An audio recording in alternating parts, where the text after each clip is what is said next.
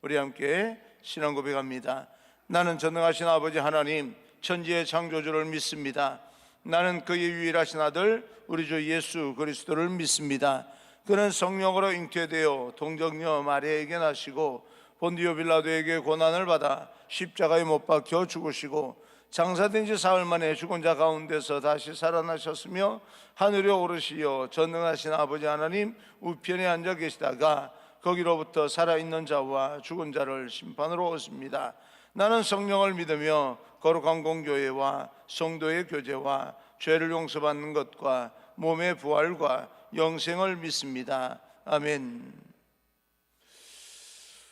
오늘 선포되어질 하나님의 말씀은 계시록 1장 1절에서 8절까지 말씀입니다. 계시록 1장 1절에서 8절까지 말씀을 우리 함께 읽겠습니다. 함께 읽습니다. 예수 그리스도의 계시라. 이는 하나님이 그에게 주사 반드시 속히 일어날 일들을 그 종들에게 보이시려고 그의 천사를 그 종 요한에게 보내어 알게 하신 것이라. 요한은 하나님의 말씀과 예수 그리스도의 증거 곧 자기가 본 것을 다 증언하였느니라. 이 예언의 말씀을 읽는 자와 듣는 자와 그 가운데에 기록한 것을 지키는 자는 복이 있나니 때가 가까움이라. 요한은 아시아에 있는 7 교회에 편지하노니 이제도 계시고 전에도 계셨고 장차 오실 이와 그의 보좌 앞에 있는 7 영과 또 충성된 증인으로 죽은 자들 가운데서 먼저 나시고 땅의 임금들의 머리가 되신 예수 그리스도로 말미암아 은혜와 평강이 너희에게 있기를 원하노라. 우리를 사랑하사 그의 피로 우리 죄에서 우리를 해방하시고 그의 아버지 하나님을 위하여 우리를 나라와 제사장으로 삼으신 그에게 영광과 능력이 세세토록 있기를 원하노라. 아멘. 볼지어다 그가 구름을 타고 오시리라. 각 사람의 눈이 그를 보겠고 그를 찌른 자들도 볼 것이요 땅에 있는 모든 족속이 그로 말미암아 애곡하리니 그러하리라. 아멘. 주 하나님이 이르시되 나는 알파와 오메가라. 이제도 있고 전에도 있었고 장차 올 자요 전능한 자라 하시더라. 아멘. 우리 앞뒤좌우 인사합니다. 축복합니다. 성령 충만 행복하십시오. 인사합니다. 축복합니다. 성령 충만 행복하십시오. 오늘 여러분과 함께 계시는 절망을 희망으로 바꿉니다 라고 하는 제목으로 말씀을 전하겠습니다. 그동안 마가복음을 계속 전해왔는데 그 뒷부분은 이제 고난주간과 또 예수님의 십자가의 죽음과 또 부활 그런 어떤 부분이기 때문에 이제 내년 봄에 우리가 부활절을 맞이하여서 고난주간과 함께 연결해서 말씀을 전하는 것이 또 효과적이겠다 생각이 들고요. 제가 여러분과 함께 좀 쉽지 않은 그런 어떤 이 요한계시록이라고 생각하는 이 부분이 그렇게 어려운 건 아니다라고 하는 부분을 여러분과 함께 말씀을 통해서 좀 함께 연구하고자 합니다. 그래서 오늘부터 요한계시록, 저와 함께 새벽 기도하는 시간은 요한계시록으로 또 말씀을 전하겠습니다. 우리의 삶을 변화시키는 말씀의 능력이 하나님의 말씀은 능력이 있습니다. 그 능력이 있기 때문에 어떤 능력이냐면 우리를 변화시키는 능력입니다. 그 능력이 여러분과 함께 하시길 주님 이름으로 축원합니다. 사람이 역사를 보는 관점이 서로 모든 사람이 나름대로 그 관점이 다를 수도 있겠다라고 생각하는데 그 중에 특별히 성경에 나타나는 역사관을 성경적 역사관이라고 이야기합니다. 시작이 있으니까 끝이 있는 역사관이기도 합니다. 하나님의 창조의 역사가 있었으니까 그 창조의 마무리도 있는 역사입니다. 시무식이 있으면 종무식이 있습니다. 한 해의 시작이 있으면 마지막 부분이 있는 거죠. 입학식이 있으면 반드시 졸업식이 또 있는 것과 마찬가지입니다. 내가 졸업식에 참여하느냐 참여하지 못하느냐라고 하는 문제는 별개로 입학식이 있고 졸업식이 있습니다. 그 밤모섬에 있는 요한에게 하나님은 그 마지막 때에 일어날 일들, 그 일들을 하나님의 말씀으로 계시하고 있는데, 이 말씀이 워낙 어려운 단어들로 구성이 되어 있기 때문에 요한계시록을 어렵다라고 생각하는 사람이 있는데요, 사실은 좀 더 우리가 알고 보면 그리 어려운 그런 성경책은 아닙니다. 이제부터 우리는 기대하고 설레는 마음으로 아마 요한계시록을 처음부터 끝까지 새벽기도로 하든지 아니면 소아시아 7교회든지 특별한 그 규제를 이렇게 선택해서 설교한 그 외에 전체적으로 한번 이렇게 강해 설교한 기회가, 또 듣는 기회가 그렇게 흔하지 않았을 것이다 라고 생각이 들고요, 좀 설레는 마음으로 또 기대하는 마음으로 시작을 했으면 좋겠습니다. 또 하나님의 특별히 요한계시록을 묵상하게 될 때 하나님의 은혜가 우리 가운데 충만하게 넘치기를 주님 이름으로 축복합니다. 자, 1절입니다.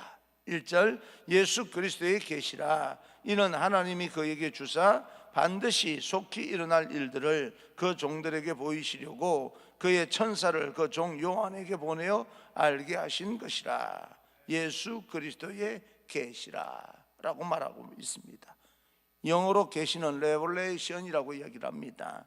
리라고 하는 단어가 앞에 들어가는데, RE가 들어가는데, 그 리라고 하는 말은 다시라고 하는 그런 뜻입니다. 그래서 거두어낸다, 다시 거두어낸다. 다시 말하면 계시는 하나님에 의해서 가리워졌던 신비의 베일을 하나님께서 열어주심으로써, 걷어주심으로써 우리가 하나님의 신비를 조금이라도 보게 된다라고 하는 그런 뜻입니다. 여기 아주 중요한 관점이 있는데, 하나님께서 가리워 주신 것이기 때문에 하나님께서 열어주시고 하나님께서 또 걷어주실 때만 우리가 볼 수가 있다라고 하는 그런 것입니다. 우리의 이성과 노력으로 하나님의 신비를 파헤칠 수 있는 것이 아닙니다. 계시는 언제나 하나님께서 주도권을 갖고 계신다라고 하는 것인데, 그 종 요한에게 보내어 알게 하신 것이라 그렇게 표현하고 있습니다. 그렇습니다. 하나님이 그 어떤 통로를 통하여 알게 하셔야 알 수 있는 것이고, 또 걷어내어서 그 신비의 베일을 걷어내어서 어떤 통로를 통해서 알게 하셔야 우리가 그 하늘의 신비를 알 수가 있다. 그래서 베드로는 그의 편지에서 이렇게 이 부분을 이렇게 해석하고 있습니다. 베드로후서 1장 19절 20절, 먼저 알 것은 성경의 모든 예언은 사사로이 풀 것이 아니니 예언은 언제든지 사람의 뜻으로 낸 것이 아니요 오직 성령의 감동하심을 받은 사람들이 하나님께 받아 말한 것임이라. 성경의 모든 예언은 사사로이 풀 것이 아니라 라고 베드로가 이야기를 합니다. 그렇다고 해서 막혀 있는 것도 아니고 어렵다라고 하는 말도 아닙니다. 단지 하나님께서 열어주셔야 우리가 알 수 있다, 그런 뜻입니다. 마치 날이 새어서 새벽별이 비추는 것처럼 내 마음에 계신 성령께서 그 말씀의 뜻이 떠오를 때까지, 해석이 되어질 때까지, 열어서 보게 만드실 때까지 주위에서 기다릴 때 해석이 가능해집니다. 제 마음대로, 제 뜻대로, 자기 어설픈 그런 지식으로 함부로 하나님의 계시는 파헤치고 깨달으려고 애쓰다 보면 잘못하면 하나님의 뜻을 오해할 수가 있게 됩니다. 그런 점에서 생각해 보면 지난 2000년 역사 속에서 계시록을 근거로 해서 이단이 많이 양성되는 그런 현상을 우리는 경험하고 있습니다. 아마 이 계시록만큼 이단의 근거가 되는 성경은 거의 없으리라 그렇게 생각을 합니다. 수많은 이단들이 이 요한계시록의 말씀을 사사로이 해석하고 자기 멋대로 풀므로 인하여서 이단이 된 것입니다. 요한계시록은 사사히 풀 성경이 아닙니다. 하나님께서 열어주셔야 볼 수 있는 것입니다. 베드로의 권면처럼 성령께서 내 마음속에서 마치 새벽별이 떠오르는 것처럼 내 심령 가운데 하나님의 계시의 말씀이 깨달아질 때까지 주의 깊게 하나님 앞에 묵상하고 또 말씀을 묵상하고 그리고 또 집중하고 그리고 사모하고 기다릴 때 성령께서 내 안에 계신 성령께서 그 말씀들을 깨닫게 만들어 주십니다. 앞으로 우리가 묵상할 이 계시록은 이런 자세로 우리가 하나님의 말씀에 집중하며 읽어야 됩니다. 여기에 또 다른 중요한 관점이 있는데 함부로 풀 수 없는 하나님께 속해 있는 계시이기 때문에 그 계시의 말씀은 그만큼 소중하다는 뜻입니다. 소중한 만큼 그 계시의 말씀은 우리에게 복된 말씀이다. 우리에게 복이 임하는 통로의 말씀이다. 그렇게 볼 수가 있습니다. 그래서 이렇게 성경은 이야기합니다. 3절입니다. 3절, 이 예언의 말씀을 읽는 자와 듣는 자와 그 가운데 기록한 것을 지키는 자는 복이 있나니 때가 가까움이라. 계시록을 읽고 듣고 또 읽은 것을 듣는 것으로 끝나는 것이 아니라 읽고 듣고 지키는 자가 복이 있다. 지키는 데까지 나아가야 됩니다. 우리가 이 코로나 팬데믹 시대를 지나면서 일상생활 회복이 다가 아닙니다. 회복을 넘어서서 창조의 삶으로 나아가야 됩니다. 그날을 우리는 기다리면서 긴장을 하면서 기다려야 됩니다. 긴장을 완화시키면 안 됩니다. 좀 더 많이 긴장할 필요가 있습니다. 그러면서 지나가기를 바라야지. 아무렇게나 뭐 다른 사람은 아무렇게나 한다는 말은 전부가 그렇게 생각한다는 건 아닙니다. 긴장하는 사람이 훨씬 더 많겠지만 그러나 어느 정도 방역 수칙이 좀 느슨해진다 할지라도 거기에 따르는 그런 어떤 마음의 긴장감이 풀어지는 것이 아니라 느슨해지는 만큼 마음의 긴장감을 더 많이 가지고 우리는 준비하면서 회복을 꿈꾸며 회복을 넘어서서 창조의 삶까지 나아가야 된다. 그런 뜻인데 그 말씀이 바로 읽고 듣고 끝나는 것이 아니라 지키는 데까지 나아가야 된다 그 말입니다. 오늘날 종말의 때가 가까이 왔다 그렇게 사람들은 말합니다. 오늘날의 하나님의 말씀을 듣고 깨우치고 그 말씀들을 실천하며 살기 위해서 또 노력하는 그런 저와 여러분이 되기를 주님 이름으로 축원합니다. 4절, 5절, 6절까지 말씀을 우리 함께 읽겠습니다. 요한은 아시아에 있는 7교회에 편지하노니 이제도 계시고 전에도 계셨고 장차 오실 이이시며 그의 보좌 앞에 있는 7 영과 또 충성된 증인으로 죽은 자들 가운데서 먼저 나시고 땅의 임금들의 머리가 되신 예수 그리스도로 말미암아 은혜와 평강이 너희에게 있기를 원하노라. 우리를 사랑하사 그의 피로 우리 죄에서 우리를 해방하시고 그의 아버지 하나님을 위하여 우리를 나라와 제사장으로 삼으신 그에게 영광과 능력이 세세토록 있기를 원하노라. 아멘. 이 부분은 인사말입니다. 이 인사말 속에는 두 가지 기도 내용이 담겨져 있습니다. 무엇보다 첫째는 삼위 하나님의 평강이 여러분과 함께 하시길 빕니다 라고 하는 거예요. 삼위 하나님, 성령 하나님, 그리고 또 성부 하나님, 성자 하나님, 이 삼위 하나님께서 여러분과 함께 하기를 빕니다. 삼위 하나님 지금도 계셨고 예전에도 계셨고 그죠? 앞으로도 계실 바로 성부 하나님의 말씀이 있습니다. 히브리서 13장 8절을 보게 되면 예수 그리스도는 어제나 오늘이나 영원토록 동일하시니라. 이게 시대적으로도 세 부분이 나누어집니다. 옛날에도 계셨고 앞으로도 계실 것이고 지금도 계시고 이게 세 부분이 나누어집니다.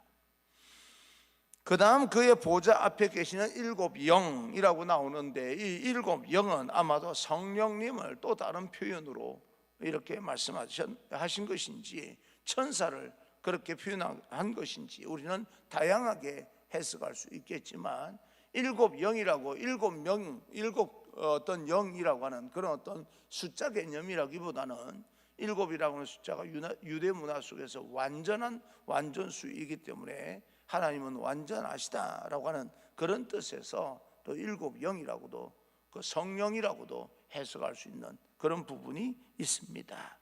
그리고 충성스럽고 증인이 되시고 죽은 자의 첫 열매가 되시는 교회의 머리가 되시는 예수 그리스도의 평강이 여러분과 함께 하기를 빈다. 그렇게 지금 요한계시록 시작하면서 인사를 하고 있습니다. 그러면서 한마디 더 합니다. 우리를 사랑하셔서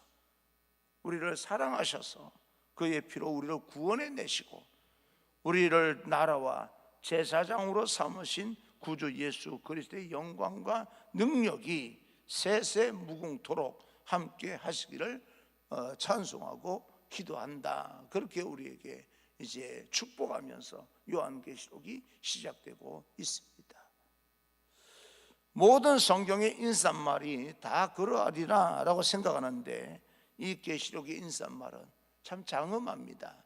성부, 성자, 성령, 이 삼위 하나님이, 어떤 성부 하나님은 이런 분이고 성자 하나님은 이런 분이고 이런 것은 없지만 이 전체적으로 보게 될 때 예전에도 계셨고 지금도 계시고 앞으로도 계실 이런 어떤 부분들과 또 일곱 영이라고 하는 완전수라고 하는 그런 어떤 단어를 사용하여서 성령께서 완전하시다는 그런 뜻과 전체적인 것을 아우르시고 계시는 성부 하나님, 이런 어떤 표현들이 장엄하게 드러나고 있습니다.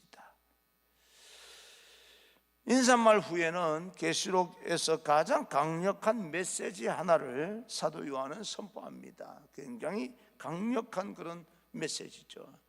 이 부분을 우리는 정말 믿어져야 됩니다. 그리고 우리가 믿어야 됩니다. 7절입니다. 7절, 볼지어다 그가 구름을 타고 오시리라. 각 사람의 눈이 그를 보겠고 그를 찌른 자들도 볼 것이요 땅에 있는 모든 족속이 그로 말미암아 애곡하리니 그러하리라. 아멘. 그러하리라. 아멘.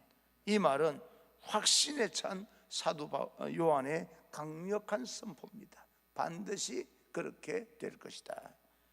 내용은 주님의 재림에 관한 그런 이야기입니다. 분명한 사실 하나는요, 우리가 살고 있는 이 땅에서의 모든 삶이 영원토록 지속되지 않는다는 것은 분명한 사실입니다. 여러분이나 저나 언젠가는 저보다 먼저 가실 분도 계시고 또 저도 마찬가지로 또 제 뒤에 오실 분도 계실 것이고, 그러나 언젠가는 한 번은 갑니다. 나는 한 가지 소망합니다. 저는 좀 오래 살 거예요. 근데 여러분 중에 단 한 사람도 저보다 먼저 가는 사람이 없었으면 좋겠어요. 아멘 하셔야 되는데 아니 나보다 먼저 가겠다는 거예요 지금? 예? 하나님, 나는 지금 우리 담임 목사님께 장례 집례를 받는 것이 아니라 다음번 담임 목사님께 장례 집례 받게 주소서. 그렇게 여러분 기도하셔야 됩니다. 나는 여러분 장례 집례 안 했으면 좋겠습니다. 그 말은 여러분이 저보다 오래 살았으면 좋겠습니다. 건강하게. 근데 한 가지, 저는 오래 살 겁니다. 그럼 여러분은 저보다 더 오래 산다 그 말이죠. 그렇게 사시기를 바랍니다. 그렇게 의미 없이 오래 살아서 뭐 하겠냐라고 하는 마음으로 아멘을 안 하시는 것 같은데 의미 있게 오래 사시기를 바랍니다. 그런 어떤 생명의 기운이 여러분 가족에게도 넘쳐나게 되기를 간절히 소망합니다. 모든 질병이 떠나가고 근심 걱정이 떠나가고 회복과 새로운 하나님의 창조의 생명으로 인하여서 놀라운 기적의 역사가 여러분을 통해서 여러분 가족들에게, 여러분 주변 사람들에게도 차고 넘치게 되기를 주님 이름으로 축원합니다. 하나님께서 인간의 죄악과 역사 속에 범하는 모든 죄를 언제까지나 두고 보시면서 넘어가시지는 않습니다. 분명한 사실입니다. 종말의 때에 반드시 하나님은 역사를 끝내시는 종지부를 찍으실 것이고 하나님은 새로운 나라를 세우실 것입니다. 여러분, 주님의 재림이요, 다시 오신다는 이 소식이 좋은 소식이지만 어떤 사람들에게는 좋은 소식일 것만은 아닙니다. 절망의 소식입니다. 믿지 않는 사람에게는 심판의 소식입니다. 땅에 있는 모든 족속이 그로 말미암아 애곡하리라. 반드시 그러하리라. 아멘. 통곡하리라. 왜요? 멸망 때문에요. 심판 때문에요. 내가 왜 그렇게 살았는지 후회하면서 울게 되는 것, 통곡하게 되는 겁니다. 우리는 종말이 가까이 오고 있는 그런 시대를 살아가고 있습니다. 복음서에 있는 말씀대로 우리는 스스로 질문할 수 있기를 바랍니다. 어떻습니까? 예수님 맞을 준비하고 계십니까? 정말 여러분께 한 사람 한 사람이 예수님께서 다시 재림하셨을 때 기쁨으로 맞이할 수 있을 만큼 구원의 확신이 서 있으십니까? 내가 영접하는 자, 그 이름을 믿는 자들에게 반드시 하나님의 자녀되는 권세, 그 권세를 받았다고는 우리는 믿습니다. 그런데 또 다시 우리는 한번 이런 어떤 여러 가지 일들 가운데 성찰해 보실 것은, 예수님께서 다시 당장 재림하셔서 내 눈앞에 나타나신다면 나는 신부로서 예쁘게 단장하고 등에 기름을 채운 그런 지혜로운 다섯 처녀처럼 준비된 자인가, 예수님을 기쁘게 맞이할 수 있는 그런 믿음의 하나님의 거룩한 백성인가 라고 하는 것을, 아니라고 하는 측면에서 생각하는 것이 아니라 더 창조적인 발전적인 측면에서 우리는 그렇게 자기 자신을 항상 믿음을 성찰해야 됩니다. 사람은요, 세 가지 종류 사람이 있는 것 같아요. 과거를 보며 사는 사람이 있는 것 같습니다. 과거에 어땠다, 과거에 참 좋았어 라고 하는 것을 과거를 보며 사는 사람이 있고요, 현재에만 관심 있는 사람이 있습니다. 굉장히 세속적이죠. 아닌 것처럼 보이는데 세상에 지금 현재 어떻게 내가 누리고 어떻게 살아가는지 관심이 더 집중되어 있는 사람이 있고요, 어떤 사람은 미래를 보면서 사는 사람이 있습니다. 어느 것이 옳다라고 그렇게 단정지어서 말할 수는 없지만, 과거에 매여서 과거만 추억하며 과거를 생각하며 사는 사람들에게 새로운 희망이라고 하는 것은 지금 내가 힘들다는 뜻일 겁니다. 과거에 좋았다 그러면 지금은 뭐예요? 그때보다는 좋지 않다라고 하는 그런 의미를 내포하고 있는 것일 겁니다. 지금이 힘들다 하는 그런 뜻이겠고요, 지금 현재를 보고 사는 사람들은 현재는 만족스러울지 모르겠지만 그 현재가 금방 끝날 수 있다는 사실을 모르는 어리석은 인생이 됩니다. 다른 사람은 부러워할지 모르겠지만 그것이 얼마나 가겠습니까? 하나님은 영원히 두고 보진 않을 거예요. 그러면 미래를 보고 산다라고 하는 무슨 뜻일까요? 현재가 미래를 창조적인 삶의 의미는 있겠지만 현재로 끝나지 않는다는 걸 이야기하는 거지요. 그런데도 불구하고 지금 제일 중요한 우리들의 삶의 포인트는 사실은 현재입니다. 내가 지금 살고 있는 이 자리에서 과거를 돌아보고 살거나 지금 현재에 만족하고 살거나 미래를 보고 살거나 라고 하는 그런 것이 결정되기 때문에 지금이 되게 중요합니다. 어제 우리 목사님들 오후에 좀 차 한잔 마시면서 이 미팅을 가졌는데, 만남을 가졌는데 어느 가게에 들어갔더니 이런 글귀가 적혀 있더라고요. 오늘처럼 살았어야 내일을 기대할 수가 없다. 그렇게 되어 있더라고요. 오늘처럼 살아서 창조적인 내일을 기대할 수가 없다는 겁니다. 오늘 우리가 좀 더 아프게 살고 우리가 좀 더 통증을 느끼는 자기 개발이 있을 때 미래의 소망이 있습니다.